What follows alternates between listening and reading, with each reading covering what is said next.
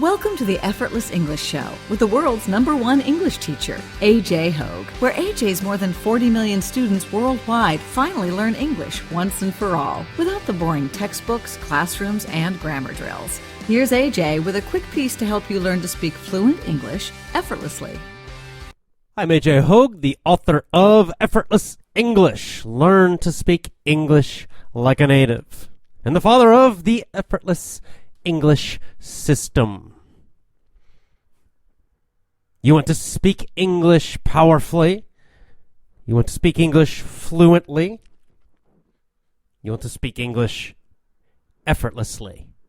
Meaning, you think in English. Meaning, when you speak, the words come out easily and effortlessly, just like your own language. That is the meaning of effortless English.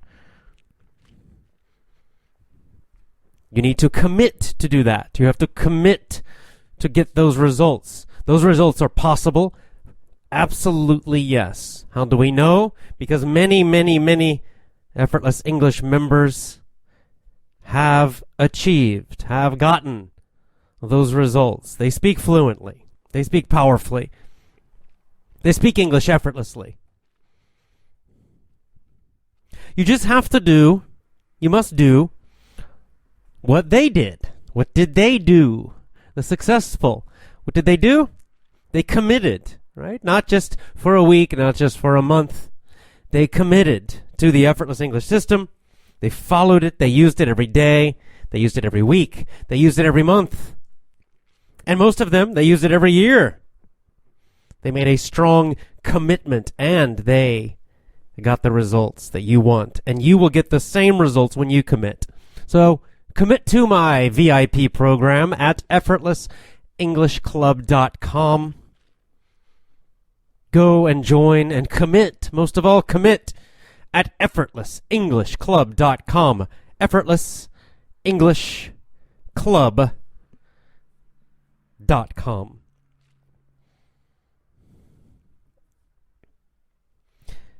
I'm still on vacation on a tropical island. So no video right now. We have a delay with our live video shows for our book. Probably you have noticed I didn't do many shows recently. I've been relaxing on the beach, going for walks, just taking a little break. But I'll be back soon.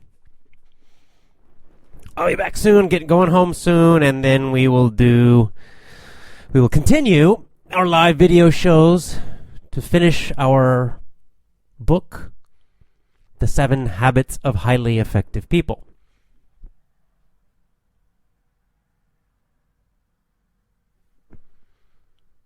Now that with that book, we've been talking a lot about character, virtues. These are connected ideas, connected words and meaning. This really gets to the heart of who you are on the inside.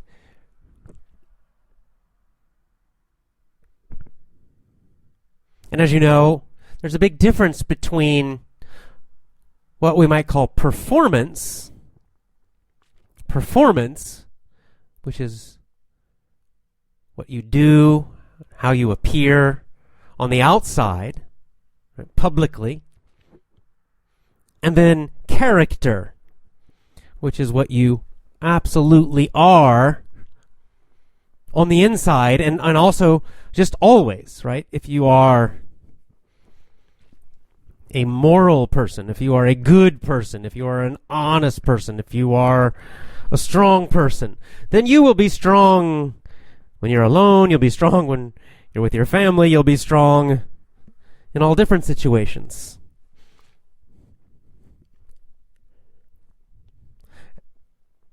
Whereas with a performance, think of performer, a person who performs, right?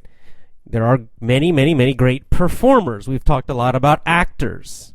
I think it's the best example of this. Actors and other kinds of performers. And they can be very good performers. Very good skills, right?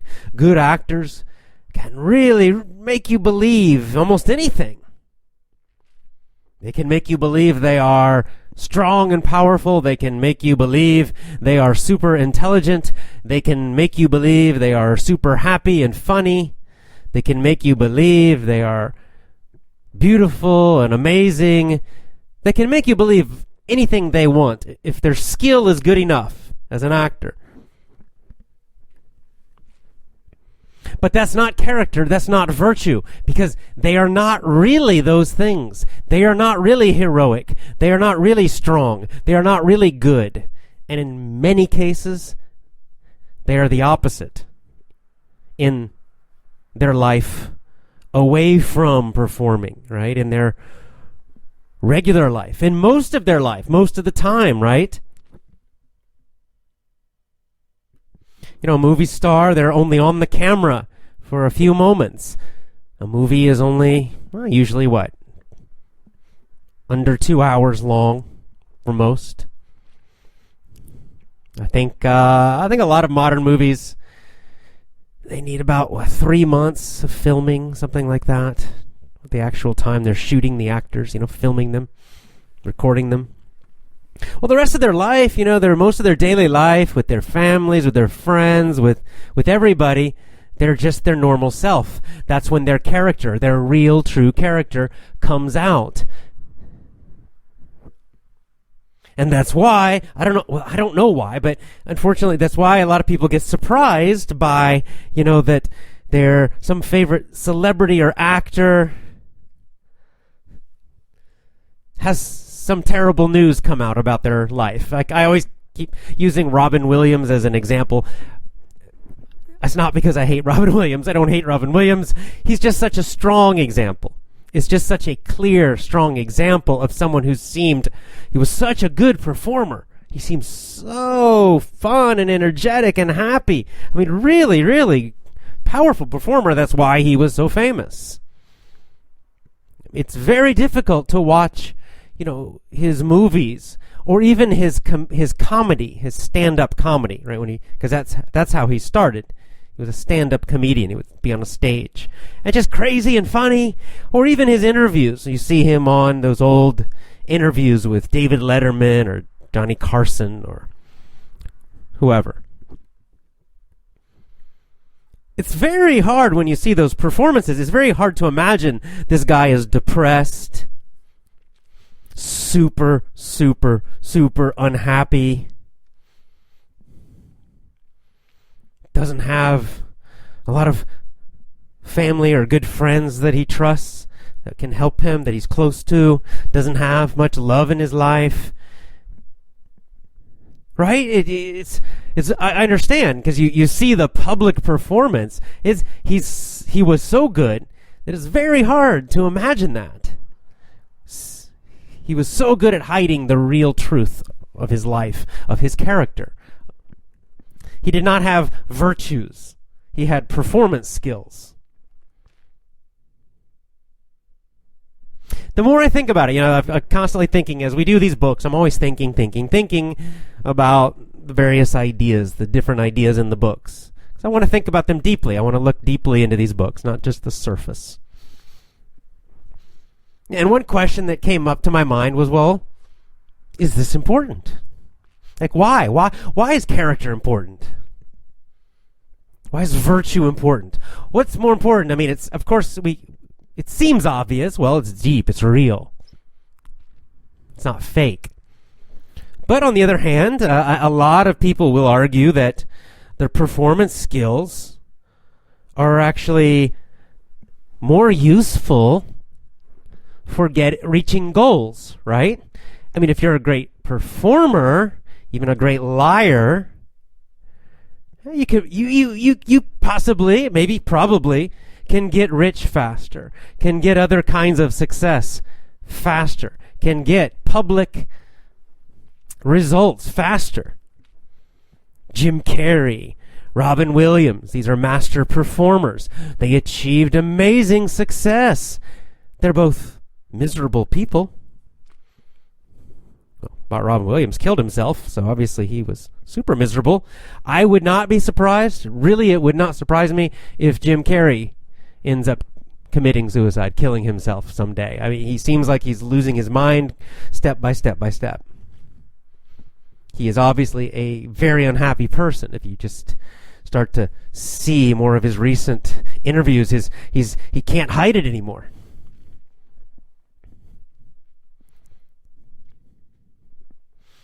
So I think this gives us an idea, a hint of why character and virtues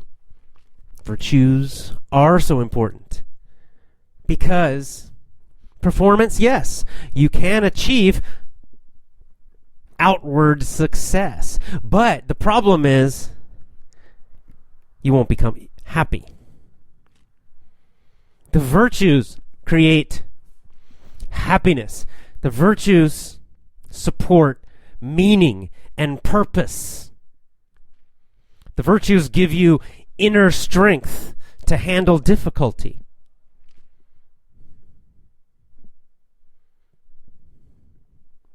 Performance does not.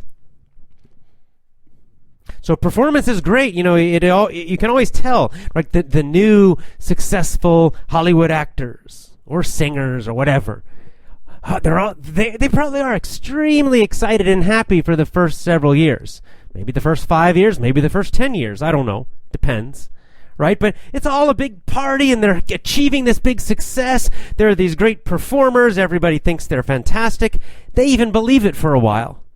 But they're ignoring virtue. They're ignoring character. They're ignoring what's deep inside. And eventually we see it again and again and again. Eventually, the lack of character, the lack of virtue, the lack of morality and goodness inside, eventually, that weakness inside, the fake performance, eventually it creates unhappiness because eventually the party ends. Eventually, no matter how famous, no matter how rich they are, eventually they face problems in life. Eventually, they're not number one anymore. Eventually, in their private life, they begin to have challenges and problems and difficulties. Like all of us. And that's when they begin to fall apart and become more and more and more unhappy. And a lot of them will then turn to drugs, turn to alcohol, turn to all kinds of perverted sex, and they'll basically all of those things are pleasures, right? They try to, instead of happiness, they don't have the real happiness. They don't have the strength. They don't have any meaning in their life on the inside. So they turn to outward pleasure, right? Just to feel good. Drugs feel good for a while. For some people, being drunk feels good. But eventually, that leads them to even more unhappiness. Why? Because just the way our brains are, the way our bodies are, pleasures don't last. And the thing is, if something feels good, physically with your senses, it's a sensory pleasure, we call it. Senses just means like, touch, feeling, taste, sight, right? Those can create pleasure. But if you chase pleasure, what happens is you need more and more and more and more of the same thing to get the same amount of pleasure. So you know this with alcoholics, right? This is called tolerance. They build up a tolerance, meaning in the beginning, you drink one glass, you feel great, right? One glass of, let's say, beer.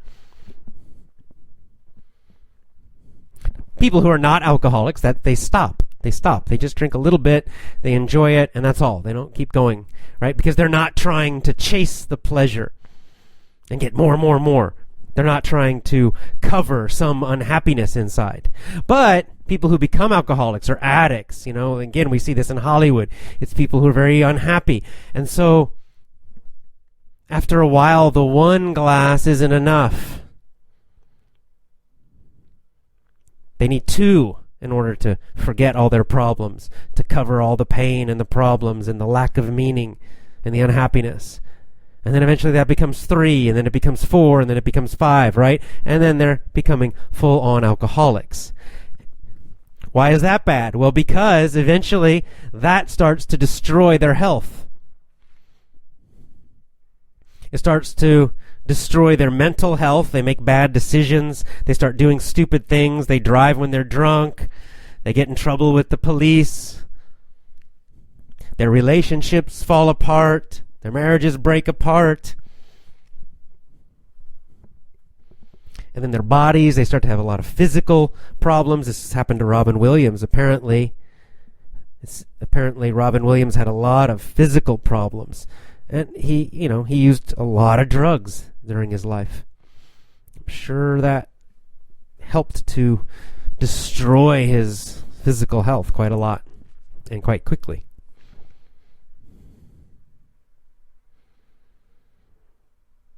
So when I think about it, if you just think about it selfishly, we can think about it beyond that too. But at the very first part of why character, why virtues, why being good and moral on the inside, why? It's not for anybody else. The first thing is because it creates strength and understanding and greater happiness, or you could call it contentment, inside. This will help you through your whole life, long term. Yeah, maybe sometimes your outside success might take a little longer because you won't cheat, you won't lie, you won't just perform. You're working on the inside a lot, on who you are. And that's a little slower and more difficult. But overall, you're just going to have a better life. Meaning you're going to enjoy your life more.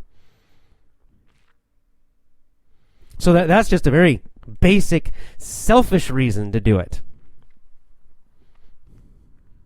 Now, if you think beyond just yourself, then you have even more reasons to develop character and virtues and goodness inside of you. Because you absolutely must have these to create strong families, to have good relationships. And you need to find, a husband or a wife who has real virtue. If you choose badly, if you choose a wife or a husband who's a good performer, but they don't have virtue, they don't have good character, they're not honest, they're super selfish, they're mean, they're liars, they're cheaters, whatever, you do that, you're going to be very unhappy in the long term. Maybe in the beginning they seem so amazing, right? Because again, they're good performers. If you're just looking at how, like if you're a young man, you're just looking at how the girl, she's so hot, oh, she's so sexy, oh, she's so fun. Ooh, yeah, a lot of guys get attracted to that, and they don't look at the character. I guess if you're just having fun, that's not a big problem, but when you start getting into relationships, girlfriends, and marriage, you better look at the character, the deep character of that person. And this is a very important thing, or you will become very, very miserable. Your marriage will be miserable, and it probably will end. And of course, for young women, or any women, it's the same for you. He's really great. Oh, this guy's so handsome, and then he's successful. Oh, he's so strong, and all this great stuff on the outside. That's all fine. He's funny, but you better look deeper when you start thinking about getting a boyfriend or a husband. Because the outside stuff in a long-term relationship, girlfriend, boyfriend, and especially marriages when you're living together, the outside performance disappears, okay? Nobody's going to perform for you at home. At home, every single day, you're going to see the real character.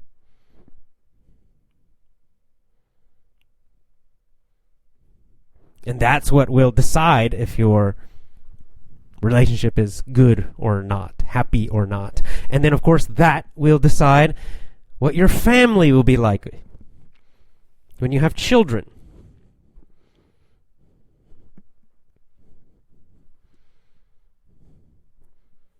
Strong families are built on your virtues and your spouse's virtues. Spouse means husband or wife. It can be man or woman. It's just, if you're a woman, your spouse is your husband. If you're a man, your spouse is your wife. So it's a gender neutral word, spouse. So it's, we know this about kids. You'll hear people talk about this. You'll read this in parenting books all the time. And it's true. The most important thing about parenting is what you do, who you are. It's because your kids are watching you every minute. They're constantly watching you. Not so much listening to what you say, they do, but much more they watch what you do. So if you tell them, be kind, be kind, be kind, but you are not kind, you're a mean person, they're probably going to become mean. They're not going to listen to your words. They're going to see who you are and imitate you. Because most of what they learn, especially when they're little, is from imitation, imitating you and imitating your spouse. And that's character, right? Because character comes out in actions, especially when you're not planning, right? It's just your spontaneous actions and your decisions. It's not your words. Character doesn't come out in words. And this becomes really important as the kids get older and they start getting to the teenage years, because then, it's too late. It doesn't matter what you tell them. They're not going to listen to what you say so much at that time unless you had good character when they were younger. Then they will respect you, and then they probably will listen to you. But if not, that's when they may turn against you.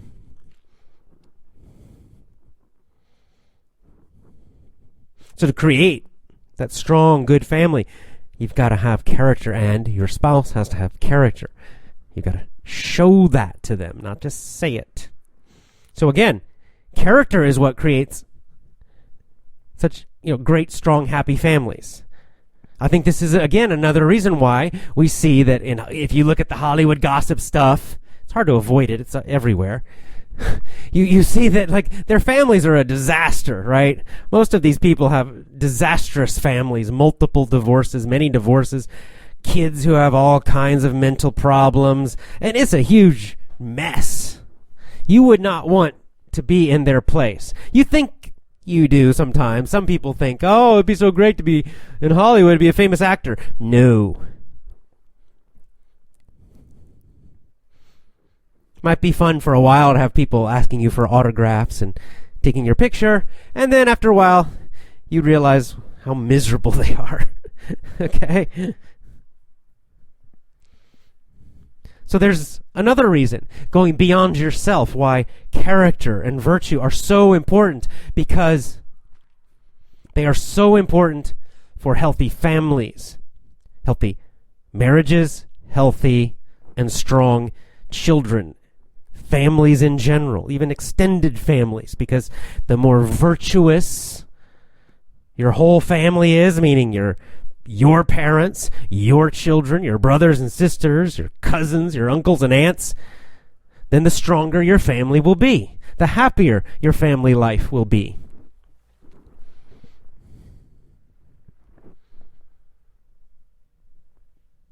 That's the problem with focusing on performing too much, on the outward performing skills, because in life, most of our time is not spent performing. Most of our time is with family and friends and just, doing our work, living our lives.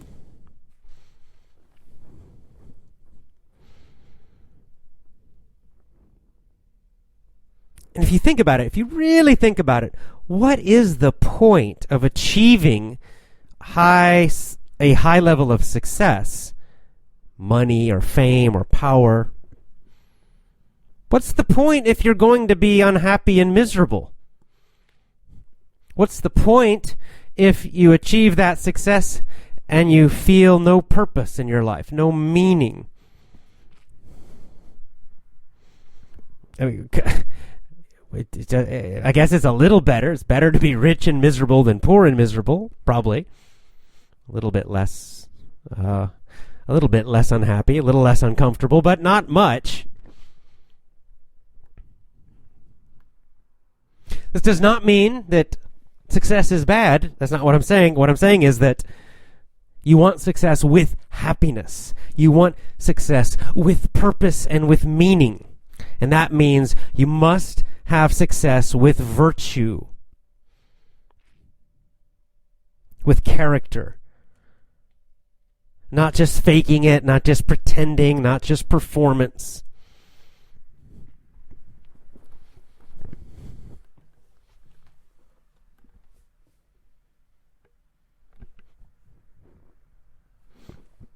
One more issue I'd like to talk about, and which we've been discussing.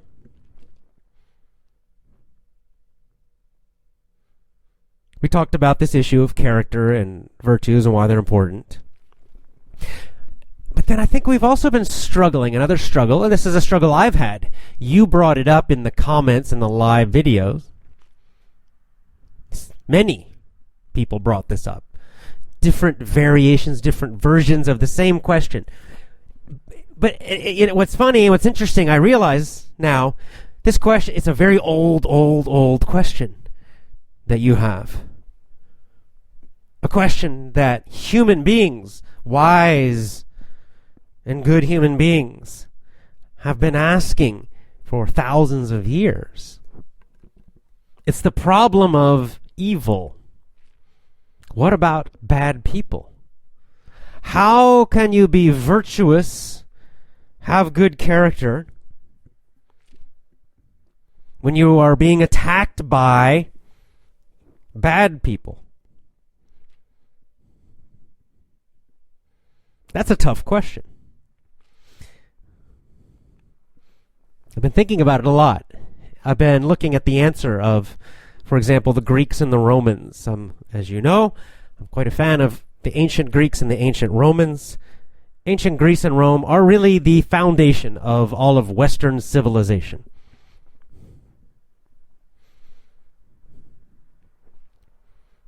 And that's Europe. That's also the great Islamic societies, the caliphates. You know, they preserved and spread the knowledge of the ancient Greeks and Romans, and really brought it back into helped to bring it back into Europe again after the fall of Rome. So that's a very large area, okay? And of course, then that Greco-Roman tradition, those virtues, those philosophies, that tremendous tradition of civilization was then spread over to the Americas by the Europeans, and has now actually been spread all over the world now. So I'm a big fan of them, and I'm a fan of them, and also those ancient Eastern cultures. I would say starting especially with India. Those great Indian cultures that then, of course, spread outward and had such a strong influence on the rest of Asia, modern China, modern Japan, Korea, all through Southeast Asia, right, etc. And both those ancient cultures, the Greco-Roman and the Indian, had to confront this. What to do?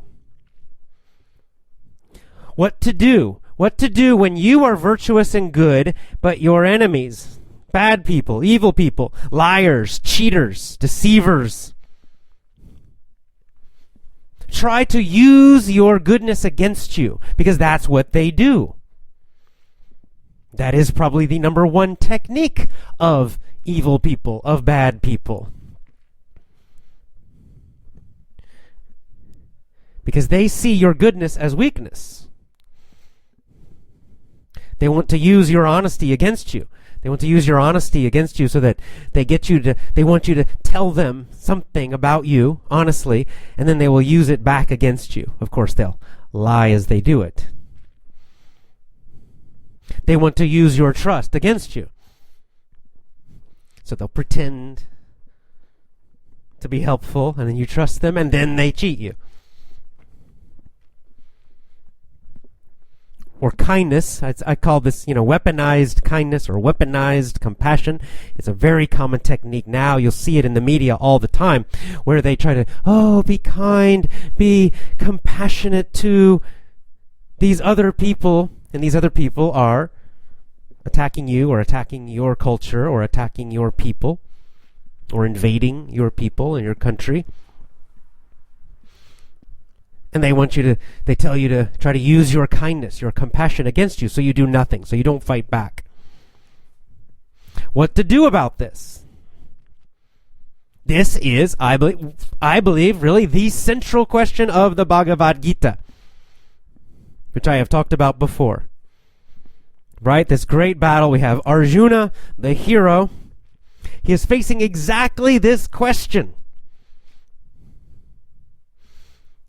He is good, he is moral, he is virtuous, he has great virtue.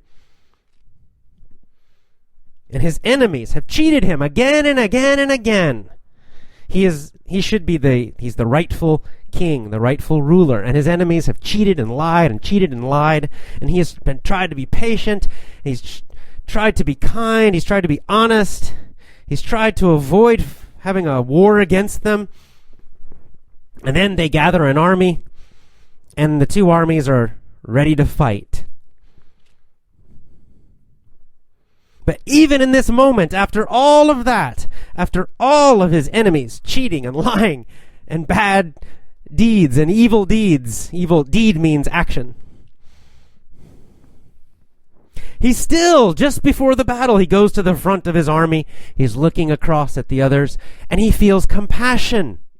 He doesn't feel hatred, because he's such a good person. He does not feel hatred. He doesn't feel, yes, finally I can destroy them and kill them all. Yeah. No, that's what his enemies are thinking. But that's not what he's thinking. Instead, he feels compassion. He suddenly imagines them all dying and killing them. And he knows some of them. Some of them used to be his friends. Or he thought they were.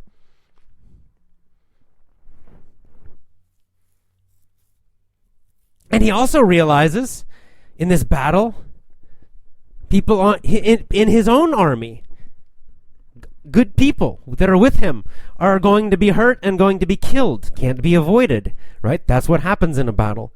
People on both sides die. And he feels all this compassion and kindness about them too. Oh no, what to do? He's facing the same problem. This is the same problem that you're facing when you and all the people asking me, what do I do if we're talking about trust? How can I handle it if someone betrays me? It's the same question. Just the Gita, it's a big, big, big situation, right? It's life and death. Hundreds, maybe thousands are going to die in the battle. And Arjuna, he's such a good person, and he can't do it. Right? He just has this moment where it's not weakness, it's goodness. That his compassion is so strong, his kindness is so strong that he thinks, I can't do it. I can't start this battle. And he looks to Krishna, who's with him, and Krishna here is God, or at least God's incarnation. I don't know all the details of Hinduism, what to exactly call Krishna, but let's just say Krishna is the incarnation of God, which means he's kind of like a representative of God. Maybe in some religions you would say a prophet. Maybe you could call him an angel, or just God himself in a human form. But the point is, Arjuna, doesn't matter about the religious part. Don't worry about that. I'm not trying to make everybody Hindu. Okay, I'm not Hindu.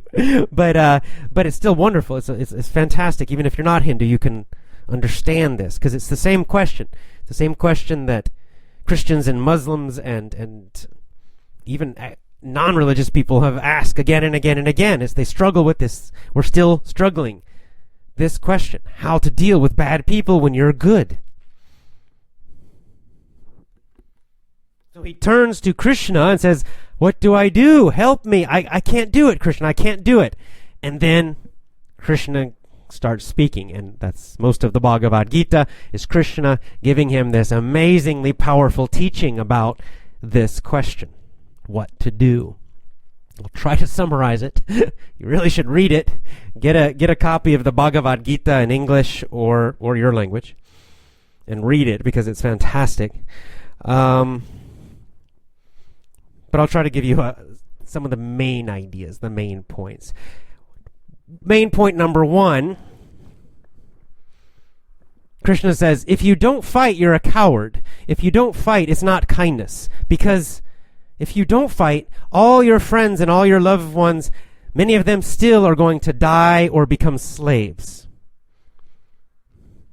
So they are still going to suffer if you don't fight. So that is not kindness. That is just cowardice. And no one will honor you because you're not doing your duty. And see, this is where point number 2, Krishna is pointing out that kindness is not the only virtue. I just talked about this, right? It's only one virtue of many. It has its time. But there are times when kindness is not the virtue you need. And that is the situation with Arjuna. That is not a time for kindness. It is a time for duty, is what Krishna teaches him. His duty to, his moral duty, M-O-R-A-L, his moral duty to his family, his people, and to God. And his duty in that moment is to fight. His duty in that moment is to fight. Because it is right action, right? It is the right moral thing to do. In other words, another way to say this is, our duty is to fight evil, not to be kind to evil. You're kind to good people, right? Your family, your people who need kindness, be kind to them. When you are being invaded, when you're being attacked, when you're being cheated, that is not the time for kindness. That is the time to fight. You fight evil. You fight lies. That is when the virtues of strength and duty and loyalty become important. That's how the Romans would describe it. They would use those words. We talked about endurance, right? Which means kind of hardness, toughness, the ability to keep going like Rocky. Loyalty, duty. The Romans also use this word a lot. Duty. Duty to your family. Duty to Rome, meaning duty to your people. And the Indians also use the word duty. The same idea. Duty to your people. Duty to your family. Duty to God. And also they use the phrase, right action. Right action. Right meaning correct, good, and moral. And so Krishna teaches Arjuna in the Bhagavad Gita that he should let go of all this emotional stuff, okay? Virtue is not about emotion. Doesn't matter if you feel sad or happy or scared or because that changes every moment. Virtue, right action, duty, it's about what is right, what is correct, what is good. And the teaching of the Bhagavad Gita is you do that with the best thing to do is you do your duty, you do the right action with a calm mind and a calm heart. That's how I describe it. There's an English word we use for this called equanimity. Equanimity. But I think an easier way to say it is just a calm mind and a calm heart. He has Arjuna calm his emotions, calm his mind, so he has a nice, clear, calm mind and heart, and then he just does what is right. He tells him, don't worry about the results. Don't be afraid of losing.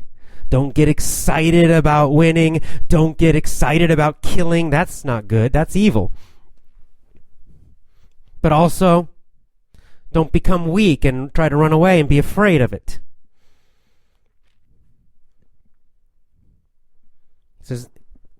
Krishna says the results are not up to you. You can't control the results of what happens. You can only choose and do what is right. Do your duty.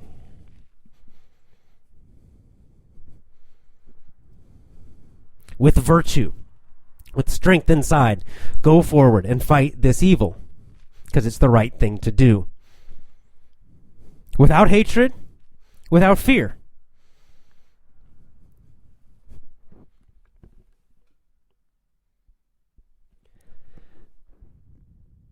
And when I read that, I think of the Roman army. The Roman army, the ancient Roman army. It was famous for this same idea. You can kind of get this feeling when you read Julius Caesar's Gallic Wars. He talks about the wars in Gaul, which is France now. It's modern France, but they called it Gaul then. Gaul, Gaul. But the Roman army had a kind of a similar fighting idea, which was that their army, their soldiers, should be calm and strong and disciplined, not emotional. In fact, you'll see it, Caesar kind of criticizes his enemies many times for being over-emotional. Actually the Germans too. The German tribes, the Gaul tribes, they're very strong and they're very, very aggressive and yelling as they came into the battle, but no discipline. Whereas the ideal, the perfect situation for the Roman army and soldiers would be they would be calm, kind of like Arjuna, kind of what Krishna is describing. They face the enemy, no fear, but also, no hatred or anything. Just calm and disciplined, moving forward with that strength, with that endurance, doing their duty, following their training. This made the Roman army the most powerful army in that area, in the empire, for a long, long, long time. It helped them to build a very big and powerful empire.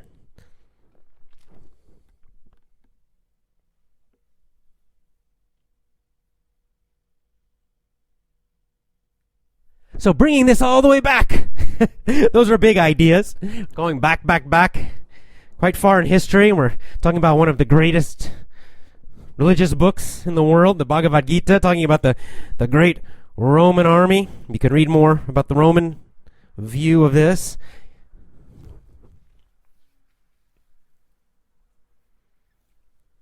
But let's bring all this back to our little lives, our little individual lives. Hopefully, I'd say thankfully, most of us are not facing, we don't have life and death situations like this. Not usually. We should be happy about that because our problems are hopefully a little less dangerous, but still we struggle with it. And I think we have our answer now.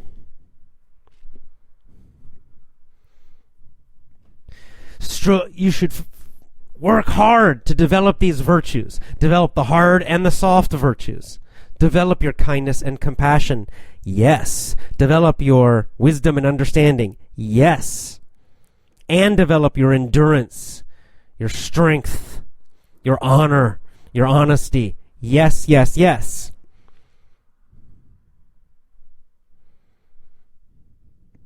And make them, your basic way of behaving with all people. That in general, as you go through your life, you're honest, you're strong, you're kind. Yeah, make that kind of your first automatic choice. Right? That's what I talked about before, that kind of middle level of trust. Not stupidly trusting, not stupidly kind, but, basically decently kind with everybody. Number 2, I'd say, though, focus your virtues especially on your family, your people. Okay, this is what Krishna taught. This is what the Romans strongly believe, the Greeks as well. That your virtues, your character, was for yourself, but most of all for your people. Now, the Romans, who were your people? I'd say for the really ancient old Greeks, it was your clan, like your large family, or maybe even your kingdom. For the Romans, it was Rome, right? It was, first of all, again, your family, number 1, and then Rome in general, the whole empire. For Arjuna, again, for his kingdom and for his whole army, all his people. That's where you really can find the most meaning from your virtues, from your character, because you use them to serve your family and your people. Not just any stranger anywhere. See, this is one of the ways bad people will use your goodness against you. They try to get you to use your virtues. Instead of focusing your virtues on your people, they try to get you to focus your virtues on somebody else, some strangers in a faraway place, or some strangers who don't care about you, don't care about your people, or worst of all, some strangers who actually don't like you, who don't like your people, who want to hurt you, who are enemies. They try to mix up and confuse you about your virtues. Well, kindness is a virtue, so I should always be kind every time with everybody. No. That's the mistake Arjuna was almost made. He almost made that mistake. It would have been a disaster. If Arjuna had made that mistake, I must be kind all the time with everyone, always. If he had been kind to his enemies, what would they have done? They would have probably killed every single person in Arjuna's family, in his army. Probably would have killed Arjuna also. Then they would have become the rulers, the kings of the whole land. And then what would they have done? Would they have been good kings? Kind? No. Then everybody in the land would have suffered under them. In that situation, Arjuna's kindness would have caused a huge amount of suffering, much more than the suffering from the one battle. So you've got to realize this and be smart about this also with your virtues. Be very careful when the media, the fake schools, even some person you know tries to tell you to be kind or tolerant of strangers, outsiders, people who don't care about you, people who criticize you. When people criticize you or attack you or don't like you, they don't deserve those virtues. That's a sign. That's telling you this is the time for the hard virtues.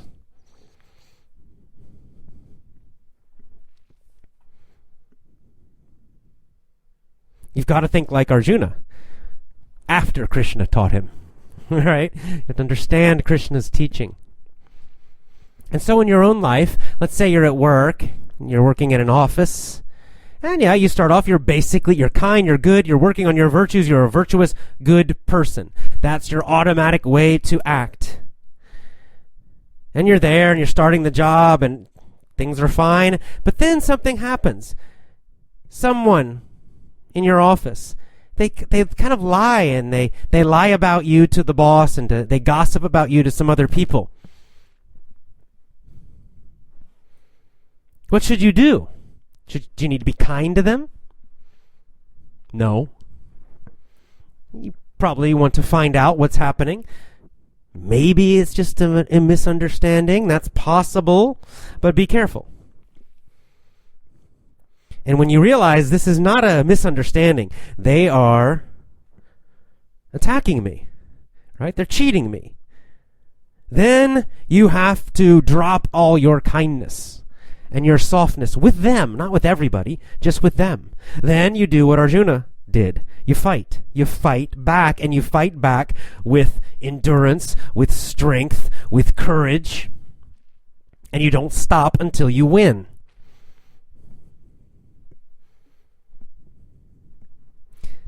Just as Arjuna did. Just as the Romans did.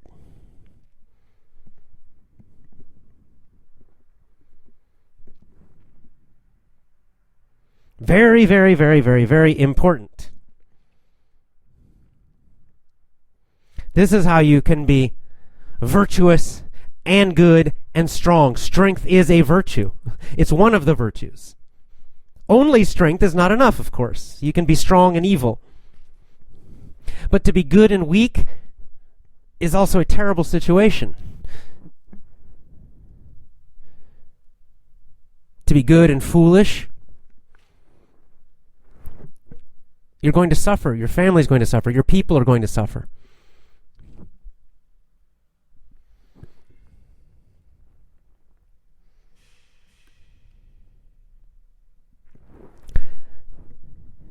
So when this happens, when you get cheated, when you get betrayed,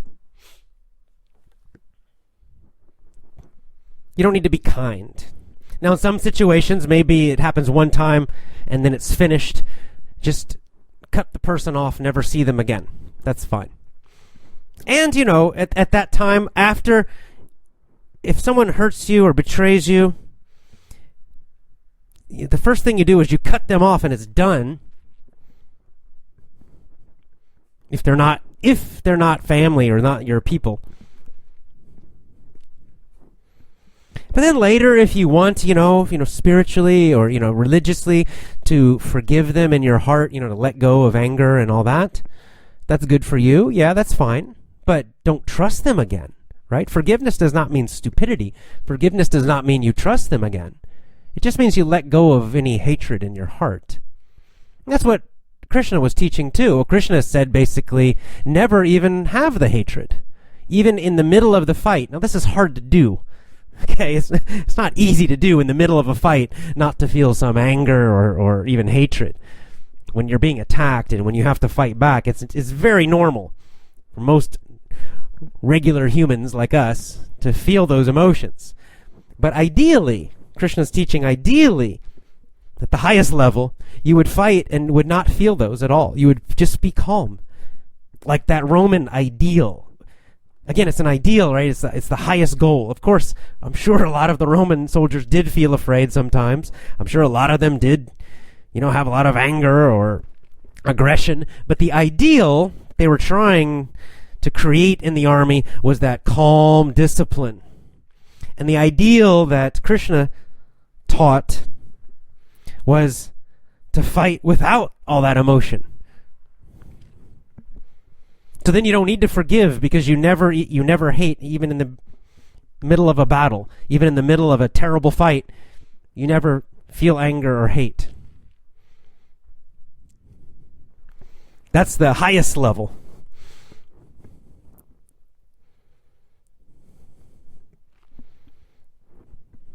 And I guess the next level would be you fight back, you do what is necessary, maybe you do feel some anger and hatred, but then after it's done, after you do your duty, after you take right action, after you win, then you can forgive and let go.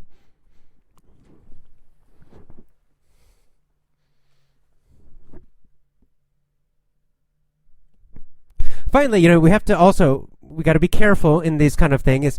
You have to be wise, and this is just comes from life experience, that you're going to encounter situations with people in life. Some people, they're not bad. They're just, I don't know, maybe they're a little selfish, or they're foolish, or they're not trying to hurt you, in other words, right? This can happen in dating situations. You date someone else, and then they break up with you. And they don't, they don't hurt you, they don't cheat you, they don't lie to you, they don't do bad things to you, but just, for whatever reason, they don't want to be with you anymore. They've decided it's not a good relationship, and they break up with you, and it's very painful. So that's not a situation where you're facing someone who's bad or evil. It's just part of life. It's just painful. Sometimes we don't get what we want. And that especially is a situation where you've just got to forgive the person and let go. Even though, they hurt you emotionally, that's not their intent. That's not what they're trying to do.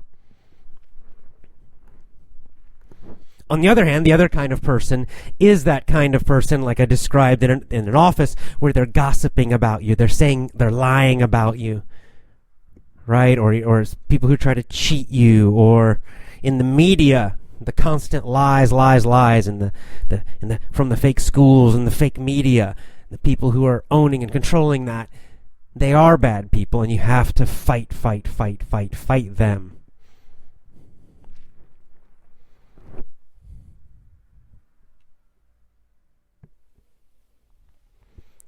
So very interesting. I think you can see again why we have to have this collection of virtues, right? That's why the Greeks and the Romans, they didn't teach one virtue, but virtues with an S, more than one.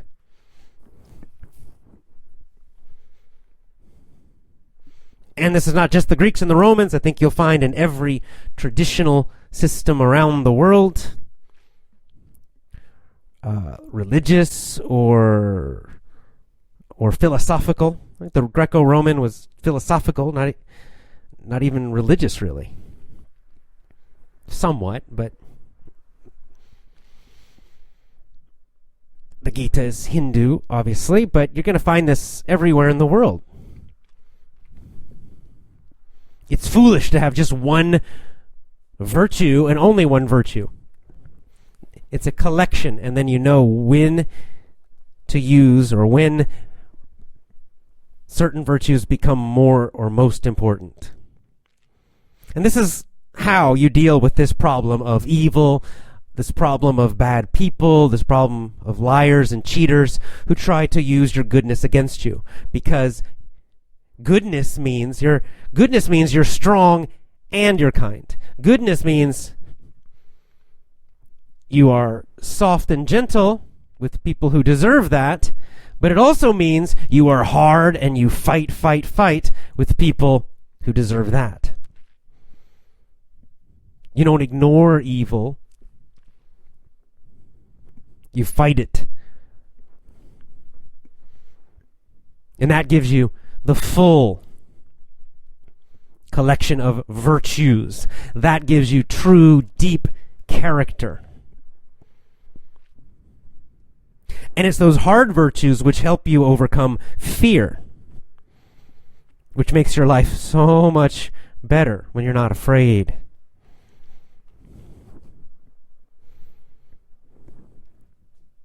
So powerful. We must learn from our ancestors, from those ancient people, figured out a lot of things. We're not so smart as we think we are just because we have cell phones and modern technology. We are very advanced with technology. I think we are very far behind in terms of virtue. All right, I hope you enjoyed this. I will see you again soon. Commit to my VIP program. I teach virtues in my VIP program. I also teach performance skills because they are useful. We do need skills in life. You need different performance skills. You need job skills, speaking skills, persuasion skills.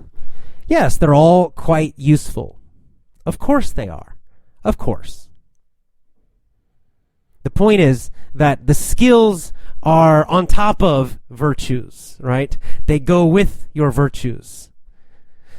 You need both. You need both. If you have to choose one, I don't know, if for some reason you could only choose one, virtues or skills, choose virtue. If you're homeschooling, you're doing home education with your children, virtues, teaching them virtue, teaching them character should be your number one thing, your number one focus. That's more important than math. It's more important than science. It's more important than any of those skills. Yes, of course, teach the skills too. But your education program should be centered around virtues, character. And so that's why, again, with my VIP program, you'll find it in Power English 2, that I'm teaching skills. Definitely I teach you useful skills for success in life. But I'll also be teaching virtues, and in this Effortless English show, the same thing. Virtues, virtues, virtues. I want you to be great at speaking English. Absolutely. That's a super useful and enjoyable skill. I want you to be persuasive. I want you to have success in, business, with money. I want you to have success with all kinds of things in your life that you want, with, fitness and health and all of that. Yes, yes, yes, yes, yes. But without virtues, without character, you won't enjoy any of it. I'm telling you, you won't. So the virtues are the foundation. They're the center. They're the most important. And then the skills complement them. Help them. So join and commit to my VIP program. You've got to commit, though. Right? That endurance, that commitment, that determination is so important. Commit to my VIP program at effortlessenglishclub.com. Go to effortlessenglishclub.com. Now's a good time to go to effortlessenglishclub.com.